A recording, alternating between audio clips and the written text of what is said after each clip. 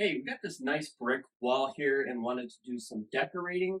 So we needed some clips for these bricks. So we picked up this 12 pack of these brick hanging clips.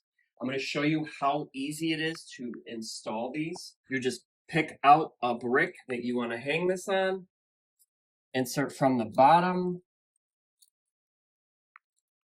and then it clips right onto the top. You can see there's some teeth here up at the top, and these clips on the bottom are kind of like a spring.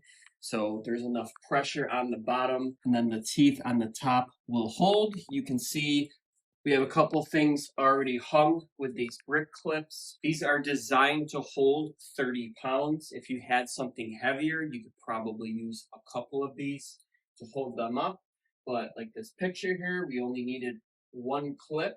I like the color of these. These are a nice natural color. They blend in with the wall. You don't really see them. We didn't want to drill into the brick. We just wanted something easy to hang things in our house. I really like how simple these clips are. I love the ease of installation. I love the look and I love the functionality.